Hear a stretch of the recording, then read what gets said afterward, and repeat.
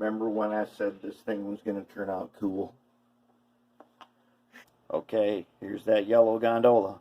It's a Tyco. I told you this was going to be cool. If you're watching this now, that means it is cool. Or it is a warning of stuff you should never do. We shall see. I'm probably gonna add a number to this. Be like right off the bat. This has got to be yellow plastic. So I'm probably gonna add a number. It doesn't have a number. I'll put a number on it just because I need a number to track it. And we're gonna see. Is it cool? Or is it the end of the world as we know it? Sure enough, there it is. The Tyco Pine Hill Logging Company gondola. And I like it. So I added a number. It's strictly for operating sessions. So I didn't care about any other data. I wanted to keep it because I knew it was gonna stand out. It was gonna be pretty sweet. So that ain't too bad. Mounting trucks and couplers to these can be just a bit tricky. Let's get down here, get a look at it from the side there. There. Okay. Very nice. Matches up just like we want it to. So how do you mount couplers and trucks to a Tyco? This will come up, for those of you that love high cube box cars like me, this will be something that comes up. But first, before we get to that, what did I do? Same thing. Brown Rust-Oleum camouflage here. And on the bottom. Then I went ahead.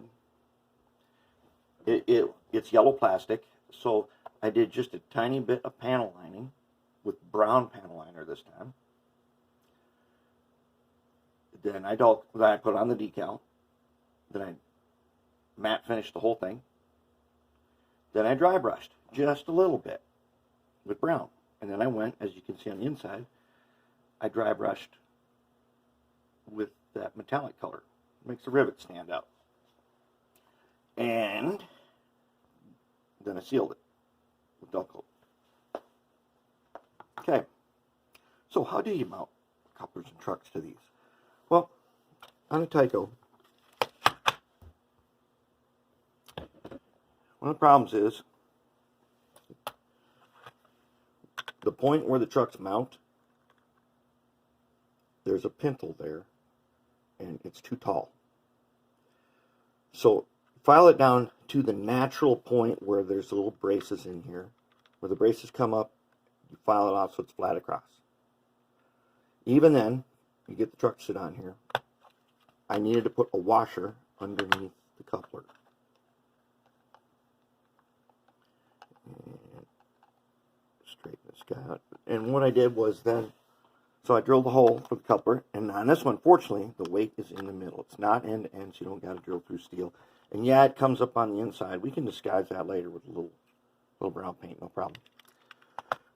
Then, the other problem is, these use those snap-in 2-pin trucks. So what I did was I took some goop, and I took a little piece of food-grade tubing, and I put some goop, glued it in there, cut it off. And the screws fit in this, not tight, but there's a tiny dot of goop on the bottom of each screw. And that, it sets up pretty quick, and then it holds it. And then if I want to change my mind, I can just pull it out. No problem. I can pull it out, take it apart, and then do it again.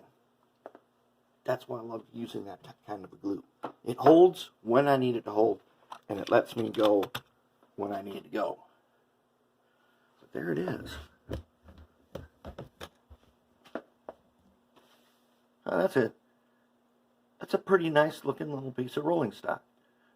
And in an op session, it'll be easy to find the only Pine Hill 712.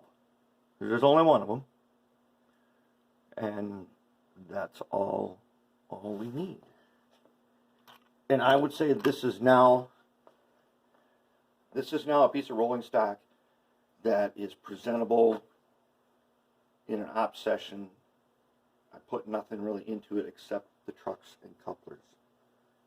And again, I used recycled Athearn wheels on these Tyco roller bearing truck side frames. And so as I said before, I get 10 packs of just the side frames until I run out of wheels, and I'll go back to using the Tyco wheel sets, which, although they are all plastic, they're always in gauge and they can't come out of gauge. So those, I do like the Tyco wheel sets. And I dry brush a little graphite. So if you can see these trucks here, we can get a good look at these. Okay, I dry brushed some powdered graphite. This is what they look like before I dry brush the graphite, and that is after. So they get to be just about the right color. See, these are really orange, but when I dry brush the graphite on there, it brings it right down to where I want it. And oh, look at those ribs shine right there. See, those ribs are just barely hit on the ends, dry brushed a little silver. And when you go this way, it looks a little brown. But when the light reflects off of it, ooh, pretty neat, huh? I'm calling that one.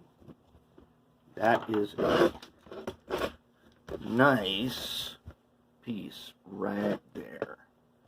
That is our Tyco Pine Hill Gondola. And I really like the way it turned out. I'm glad I picked it up. It came out of the 4 for $5 box. So I got it for like $1.25. Not too bad. Ready to roll.